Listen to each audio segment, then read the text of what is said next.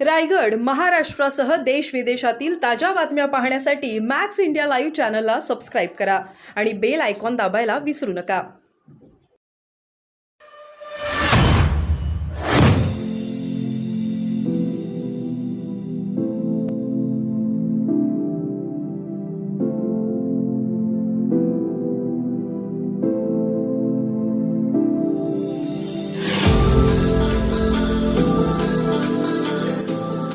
नमस्कार, मी राष्ट्रवादी काँग्रेस पार्टी विधानसभा कार्याध्यक्ष मंगेश पांढरे। तर काल लोकमतला बातमी आली की सोलापूर जिल्ह्याचे पदाधिकारी महेश माने यांनी आमच्या मोहोळ तालुक्यातील राष्ट्रवादी कार्यकर्ती बरखास्त केली। तर आज मी आपणाला सांगू इच्छितो की मोहोळ तालुक्यातील जे काय बोटावर मोजण्या एवढे जे राष्ट्रवादीचे कार्यकर्ते राहिलेत, हे खऱ्या अर्थानं शरदचंद्र पवार साहेबांना मनापासून प्रेम करणारे हे आम्ही कार्यकर्ते आहेत। ज्यावेळेस 1999 ला राष्ट्रवादीची स्थापना झाली, त्या स्थापनेनंतर आम्ही पहिल्यापासून शरदचंद्र पवारांच्या विचाराला मानून पवार साहेबांच्या पक्षात काम केलं। ज्यावेळेस ह्या तालुक्यामधले राजन पाटील राष्ट्रवादीत होते, त्यावेळेस देखील आम्ही पाला सतरंजा उचलण्यापासून आम्ही राष्ट्रवादीचं काम केलं। त्यानंतर राजन पाटील हेच अजितदादा गटात गेले, पण त्यावेळेस सुद्धा आम्ही शरदचंद्र पवार साहेबांची निष्ठा आम्ही कमी होऊ दिली नाही।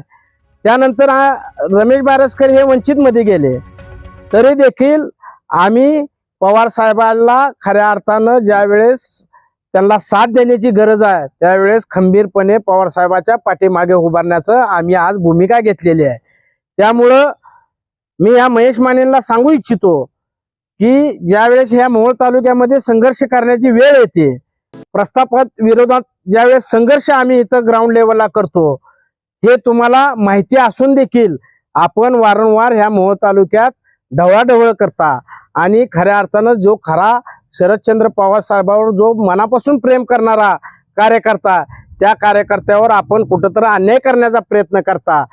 माझं तर पद तुम्हाला सांगतो, बारसकर साहेबांनी पवार साहेबाला समोर सांगून माझं पद दिलतं आणि त्यावेळेस मी काकासाठीनी माझ्या पदावर आक्षेप घेतला होता आणि आताही घेत आहेत।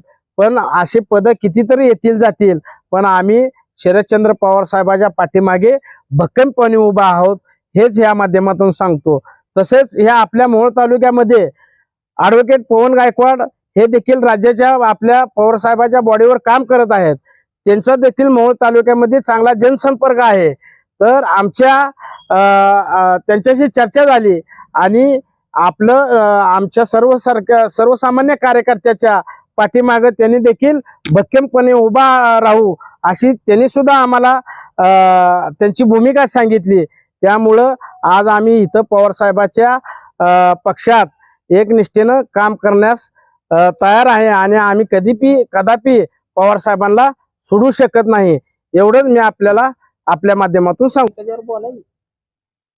नमस्कार, मागील 5 दिवसापूर्वीपासून जे या सोलापूर जिल्ह्यामध्ये एक वादळ निर्माण झालेलं आहे की मोहोळच्या राष्ट्रवादी काँग्रेस पार्टीचे आणि मोहोळचे प्रथम नगराध्यक्ष रमेश बारसकर यांना माढा लोकसभा वंचित बहुजन आघाडी वतीने उमेदवारी मिळाली आणि उमेदवारी मिळाल्यानंतर आमच्यासारख्या कार्यकर्त्यांवर अन्याय करायचा कुठंतरी डाव साधला गेला आणि त्या डाव साधला गेल्यानंतर आमच्यासारखा कार्यकर्ता कधीच गप्प बसणार नाही। कारण का 1999 पासून पवार साहेबांनी जे राष्ट्रवादी स्थापन केली, शाहू फुले आंबेडकरांचा विचार या महाराष्ट्रामध्ये आणि या तळागाळामध्ये पोहोचला पाहिजे, शेवटच्या घटकापर्यंत पोहोचला पाहिजे, ते काम पवार साहेबांनी चालू केल्यानंतर तेच काम आमच्यासारखा सर्वसामान्य कार्यकर्ता या तालुक्यामध्ये पोहोचवत असताना आमच्यावर कुठेतरी अन्याय करायचा प्रयत्न केला जातो। त्यांना मला एवढं सांगू इच्छितो आहे, कारण का मंगेश पांढरे असेल, आबा कांबळे असेल, सूरज जाधव असेल, रियाजभाई शेख असतील, हे कदापि पवार साहेबांचा विचार सोडून कधीही कुठे जाणार नाहीत। शाहू फुले आंबेडकरांचा विचार मरण आले तर चालेल, पण शेवटच्या घटकापर्यंत पोहोचवल्याशिवाय हा पवार साहेबांचा कार्यकर्ता गप्प बसणार नाही। ह्यांना मी एवढाच विचार देऊ शकतो।